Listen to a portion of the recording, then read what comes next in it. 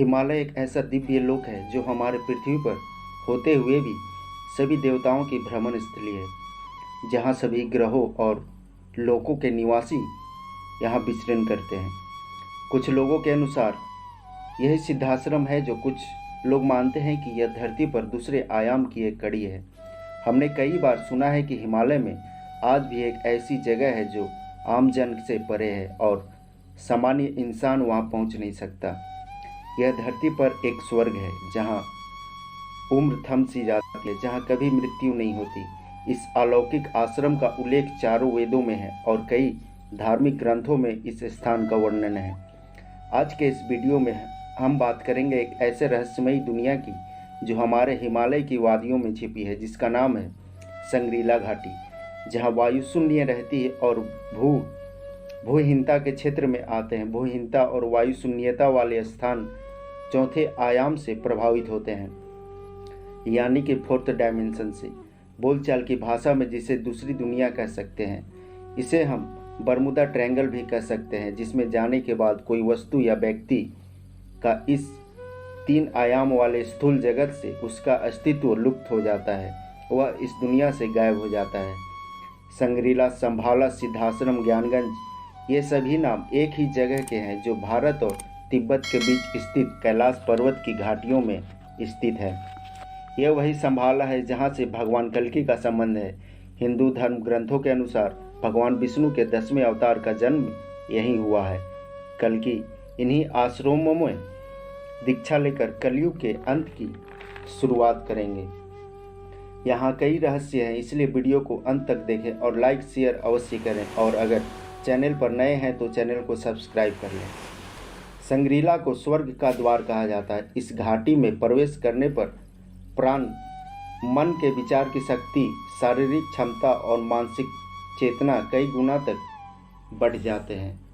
अब आप सोच रहे होंगे कि आखिर वह जगह नज़र क्यों नहीं आती है। दरअसल सांग्रीला तीनों आयामों से परे है, वह चौथे आयाम में स्थित है। आमतौर पर हमारी दुनिया की लंबाई चौड़ाई 3 आयामों की वजह से दिखाई देती है। चौथे आयाम को हम देख नहीं सकते। जब हम ध्यान से उच्चतर अवस्था तक पहुंच जाते हैं तो उसे देख सकते हैं। केवल सिद्ध योगी ही उसे देख सकते हैं। वहाँ एक आश्रम है जहाँ सिद्ध योगी और साधु रहते हैं। तिब्बती लोग इनकी पूजा करते हैं। संग्रीला घाटी का संबंध द्वापर और त्रेता युग से भी है। महाभारत में जब पांडवों का धरती पर जीवन काल समाप्त हो जाता है तो वे स्वर्ग लोक की तरफ सशरीर हिमालय की तरफ बढ़ते हैं, लेकिन रास्ते में युधिष्ठिर के अलावा सभी पांडव द्रौपदी सहित बर्फ में समा जाते हैं और उनकी मृत्यु हो जाती है।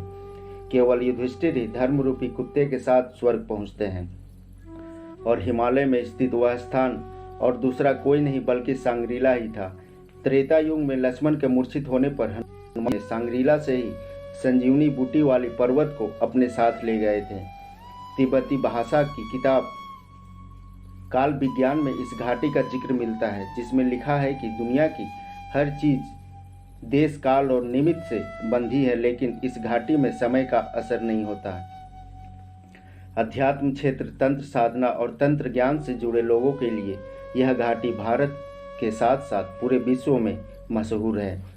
जेम्स हैमिल्टन, एक अंग्रेज लेखक, ने अपनी पुस्तक लास्ट होराइजन में इस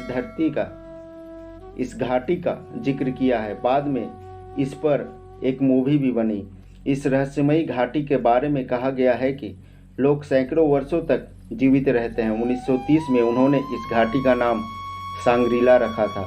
कई खोज करने वाले उस घाटी में पहुंचे पर वे सफल नहीं हुए। कुछ लोग हमेशा के लिए गायब हो गए।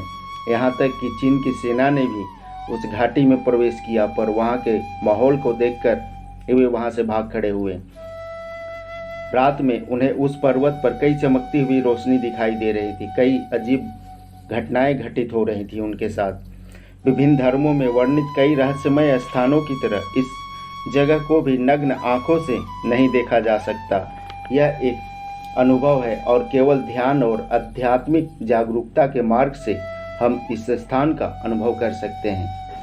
आज के लिए बस इतना ही। और भी रहस्यमयी स्थानों के बारे में जानने के लिए चैनल को सब्सक्राइब कर लें। धन्यवाद।